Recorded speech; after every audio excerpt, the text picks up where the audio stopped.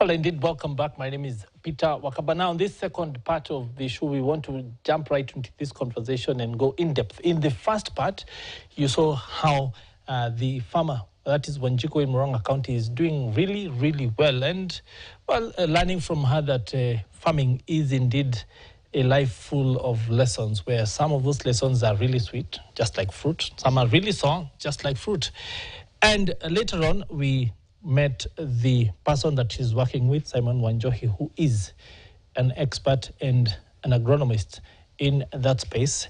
He now joins us here in studio, and he will be discussing just how you can get into this space and the things you need to look out for in general before getting into this field, how to get into it, of course, and how to make sure that you do well, because here on this show, Farm Kenya, we give you information that you can use. Karibu sana, Simon. Asante sana. Now, most people will be asking, we've seen the farm and she has various fruits. If I'm considering getting into this space, what fruits should I be thinking about? What are the varieties that I can start to explore? And why should I pick those particular ones? What are the factors that will determine what my choices are going to be? Wow, nice. Getting on fruit farming. Yes. It's the best sector in the Kenyan economy. Reason, we have money out there. My name is Simon Wanjohi, an agronomist specialist. Farm Kenya show seems to be the best. We have farmers outside there saying that they cannot venture into farming, but at last, all of them dip there. We have a wide range of fruits, but with weather conditions, we are able now to get to the point whereby we should start farming. To start with, we check on the soil before going to buy even the fruits. So start with soil testing. Yeah, that's the main key item. Why? This is because some of the fruits do not thrive in soil which is acidic, loam soils, clay soils, so it depends, time by time. So the type of soil that you have will determine the sorts of fruits that you can get into. Very true. For those farmers who wish to do mangoes, we say that the climate should be a bit warm and the soil should have at least a good drainage. Mangoes go hand in hand with avocados. They can go hand in hand with oranges. At least the pest that will attack your oranges can also be controlled at mangoes or avocados, and they will not destroy their crops. So you're saying I can't grow mangoes in Nyandarua County, in Kinangop? One challenge with farmers is that they try to grow mangoes in Kinangop, the ones that are in hot areas. And then all over, they goes for even about 7-8 years without fruiting. Maybe you never knew that. During fruiting of mangoes or oranges, they should be stressed up. This stress is the one that brings about flowering. And this is heat stress, not cold stress. Not cold stress. Yes. Well, it gets cold stress, maybe it will just even not blossom, even a single day. Wow. When we have pawpaws, and then the dawn melon, we have other grapes, the fruits that is passion, mostly. We are lucky with the equatorial areas, so passion thrives well in colder areas. That's why at our look, that is farm fresh, that is in Idanga, we never opted to do passion. Passion does well in places whereby it's a bit cold, but yellow passion does well in places which is a bit warm. As a farmer, you should also know one thing. The expertise with the soil, with the seedling and management gives you what you're going to produce out there in the field. Management capability of that fruit is also another thing to check on. So let's break that down. When you talk about the seedling, I've driven to Nyeri, and on the sides of the road, as some places, as far as I can see, roadside vendors with seedlings. And as experts, you're saying that those places might not necessarily be the best to procure your seedlings from. Why? This is because along the roadsides, you find those seedlings, they just display the seedlings that can grow in that area. When you take them to other areas, they give you challenges. So pick seedlings, maybe if it's a hot area from that area. transporting seedlings from hot areas to cold areas, they might create a resistance and then even a dormancy in growth. You'll always find your seedling there, high as it should be. It got that stunted growth. Yes. With no fruits. Yeah. What about the difference? Because in other sorts of agriculture, you're told that there's a thing called certified seeds. So certified seedlings that have been multiplied by a certified grower, rather than just run-of-the-mill umejichagulia. Why? For certified seeds, we get them from the inspectorates. That is the body that governs the seeds. It's called KEFIS. Yes. Mostly, they don't have the certified seedlings unless they got a certificate from KEFIS. Those with certificates of KEFIS mostly have controlled room temperatures where they bring up their seedlings. So when it comes to that point, it won't matter getting a seedling from a hot area to a cold area, because once the seedlings are brought up in a greenhouse, they will be able now to adopt those temperatures because they were in a controlled environment. Yeah. So then, assuming that, for example, I want to grow avocado, so to say, Hass. Sometimes you find that people will grow things which I'm not an expert. So for me, there's no real way to tell between a Hass seedling and a kienyeji seedling, so to say, and that sort of thing. So does working with experts help me in this space? Because I don't have to be an expert then. I can work with a person like you to identify which seeds are the best, which ones are certified, which ones are not. And then, of course, there's the issue of that sometimes these seeds will come with inbuilt diseases because of where they grew first, where they were gotten, and those sorts of things. Well, avocados, the Kenya's gold, where we are heading to. March, April, May, that's where the heat now comes in on selling our avocados. Before you get to buy that seedling, because it might be a contaminated scion or a contaminated loose stock, then transplant it to your farm, it won't do well. For you to be certain that the seedling you are buying, it's a pure Hass or a pure Fuete, si ile kienyeji, just get an expert. When you get to that field, to choose the seedlings, there are those seedlings that we just put them aside and say, don't give my client such a seedling. Reason, it might have some conditions which even won't favor you also. Those trees are from certified seed raisers. We have mostly those ones who are governed by the government. We have the private ones. Yes. And still, we have local ones. Yes. For you to get certainty of your seed, you must first know the difference between a Fuerte avocado and a Hass avocado. The leaves are different. For you as a farmer and as an expert, you might not know the difference. But when I check at the leaves, I'll tell you this is a Fuerte, this is a Hass. So for me, this conversation is simply pointing out that besides knowing the quality of your soil, besides all those things about investment, the first thing you need to invest in is the expertise, working with a person, an agronomist or some other sort of expert in that space who can carry the burden of the technical knowledge that is required for this investment. Isn't this going to be expensive? No, this is not going to be expensive. Farmers fear that, well, you get an expert to take you to that field, who will source out everything from their pocket. No, that's not a reality. As a group of specialists, whereby we sit and talk with farmers, we ask them to be open. They are our parents. We need to show them the right way. And because not all can get to our calls or maybe to all platforms, they might not be digital, but we can also seek them to do one thing. As we head to the nursery, get a sample of what you want. The sample you will not even pay for. At times we give them for free. Yeah. Okay. So then, having gotten your expert, you've then thought about what you want to put in, you're doing soil testing. One of the challenges that keeps recurring, and even at some of these farms that we visited, was that you might find that the soil itself is contaminated, and you discover that during this testing. So are there crops that are either resistant? Are there types of fruits that might be able to do well despite the challenges that might be found in the soil? Well, I tell farmers one thing. If your soil is contaminated, don't dare even invest there. It's money, it will get lost, you will sink, and you'll say, sitalima tena nitachomeka.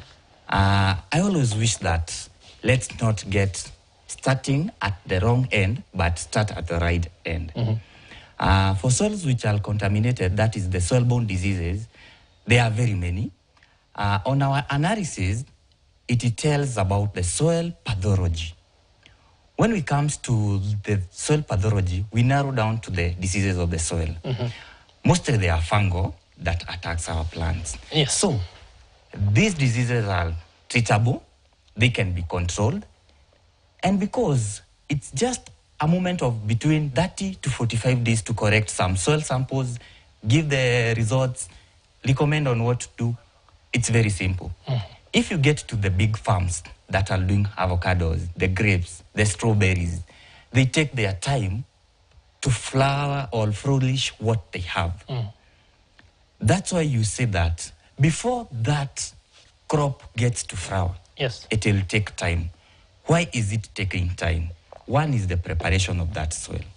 Two is the growth. And three, it's after flowering, the formation of that fruit, the process it will take to ensure the fruit gets to the market. So after soil correction, that's where now we comes in and advises you. My farmer, this is the way to follow. Maybe we can find your soil is acidic, we can use lime to neutralize it. We are not growing tea, that's why we are going to acidic soils. We are not growing mangoes on basic soils, but we need at least a neutral, in between 6.5 to 7. And then we are good to go. So historically, we've seen challenges where, for example, oranges in Kenya at some point died out. We had the trees either getting some sort of, I think, aphids or that sort of thing, crinkling up and then going dry. Same for lemons. We saw even passion fruits disappear at some point, and now we've started to see them coming back. What was going on here? What do farmers need to look out for so that your entire investment doesn't sink with something like that? You are looking for really nice oranges, you end up with just dry trees.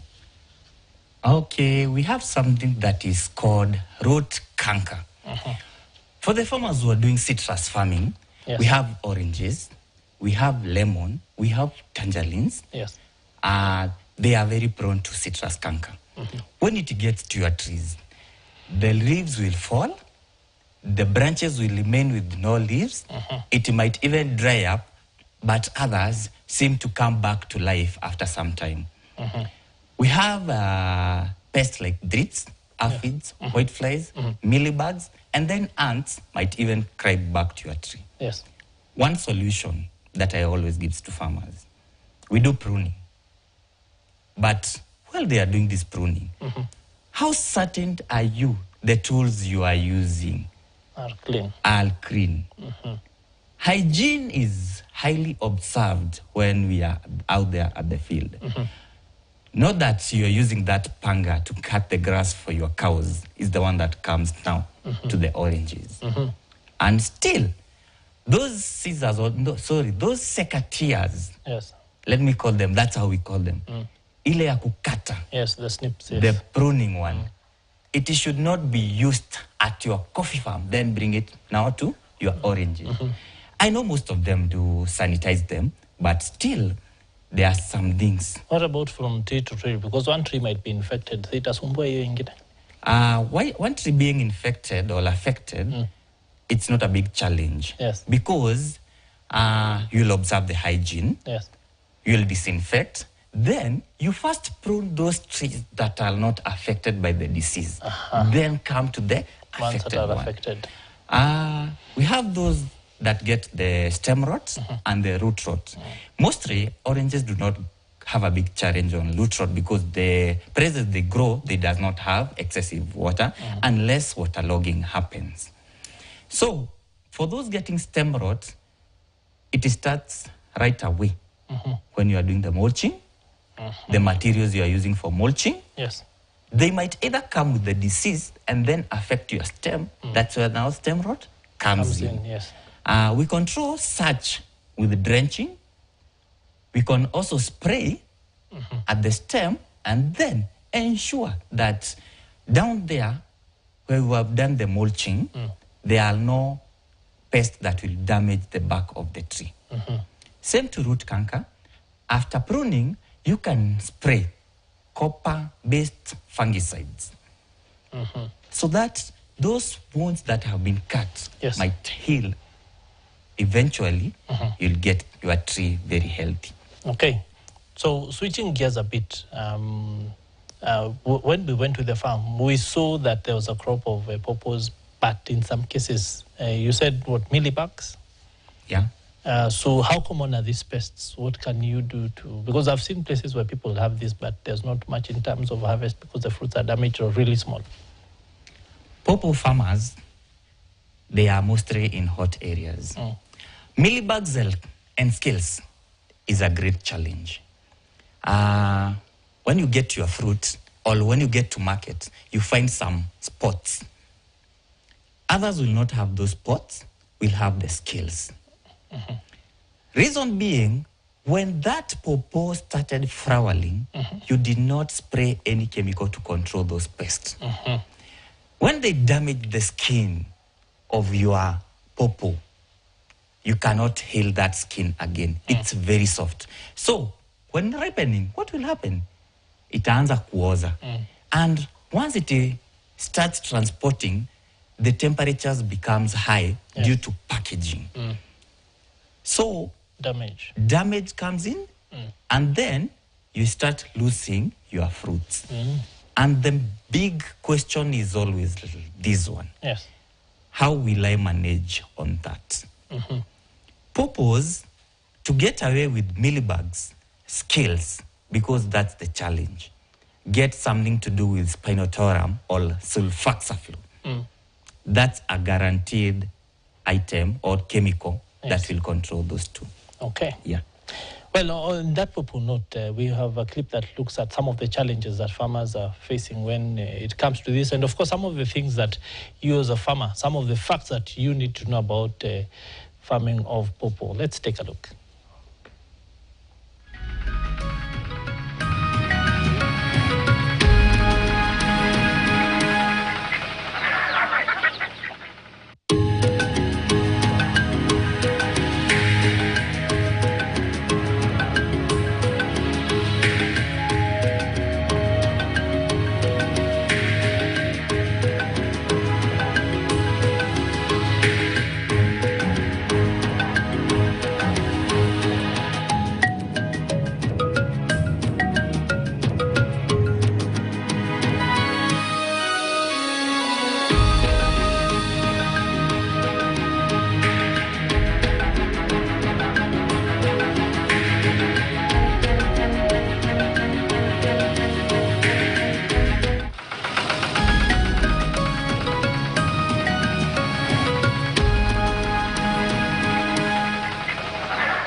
Well, that was a quick look at some of the things that you need to know about pawpaw farming.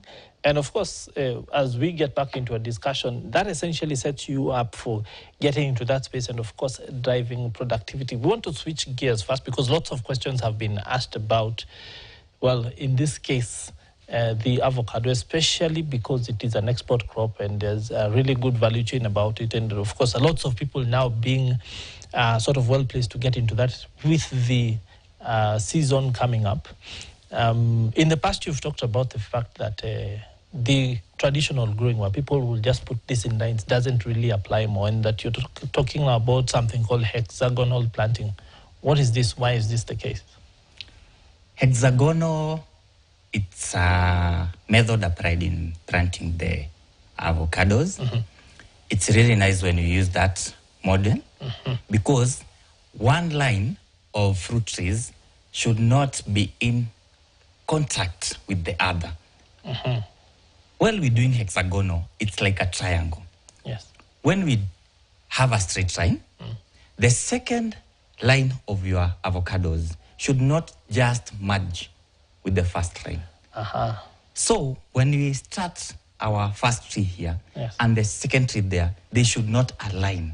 So that the other tree has to come in the center. Sure. Yes. So for the second line, it's like it at the center. So it is staggered. Yeah, staggered. How will it help? One, during the spray program, we spray towards the direction of the wind. This is to ensure that we don't inhale the chemical. So when they are in one line, most of the chemical will go waste as the wind blows. But in a hexagonal structure, it is able to carry all chemicals now to the next tree and to the next tree.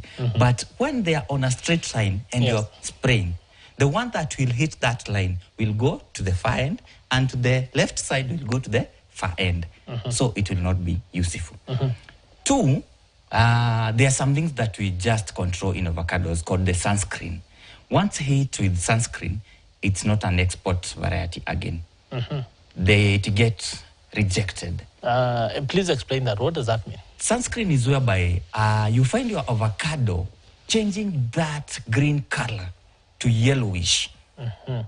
That's what we call sunscreen. Yeah. When they are in a hexagon, those trees that might be having a direction of one side from the sun rays can protect the other one. But when on a straight line, they are all hit by those rays. So a destruction of all the So fruits. zote zinachomwa na jua. Zote zinachomwa na jua. But we have advanced to whereby we spray another chemical called a sunscreen to prevent sunscreen rays.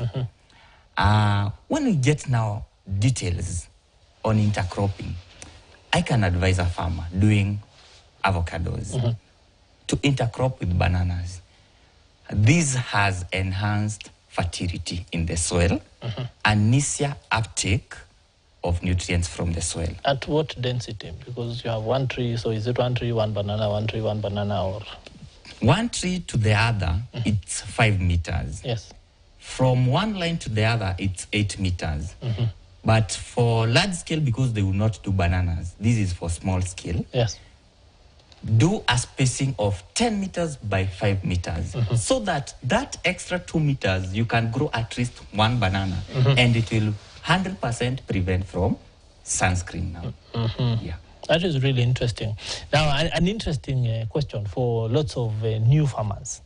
They're used to the local avocados turning black and purple when they are ripe, or starting to become soft. This other variety sometimes may just be, as they say, inakuangalia tu. It's been 3, 4, 5 months. The fruit is there. It's not changing. How do you tell that it's ready for harvest? And we've seen those little signs, no finishing avocado, sifinyi avocado. So are there particular ways to learn about this? The best particular way to learn about a grown or a fully grown Hass avocado is one. Yes. We got a machine whereby it's used to check on the composition of the avocado. That is the water content, the oil content. Yes. That's when it's ready. But at the farm, we might not be having these to check So on to that. finye too. Usifinye, Yes. just wait until it turns that color. So it actually does change color. It will change from green now to black. Okay. That's the right time you can start harvesting. To a point, they even fall down. That's why you'll always find our dogs very early in the morning getting to the farm Yes. and then come with them. Enjoying themselves. Yeah. Well, unfortunately, Simon, we are essentially out of time. But thank you for taking the time to talk to us. A very informative session. Lots of conversation about different fruits. And I think starting to build a foundation for the young farmers out there who want to get into this space. I believe we will make time in future to come back and take this conversation forward. But asante sana. For of course, the viewers at home, this conversation has been particularly about what fruits to get into, which ones are really going well in the market and can get that much more money into your pockets. Of course, as we continue to delve into this, we will look further, wider to bring you up to speed on what exactly is making that mini waves in the market. But for now, we are at an end for this conversation. It's Kwaheri ya Kuonana. We'll be on air same time tomorrow. My name is Peter Wakaba. Do continue to enjoy the rest of your viewing. Yeah, bit far, but yes.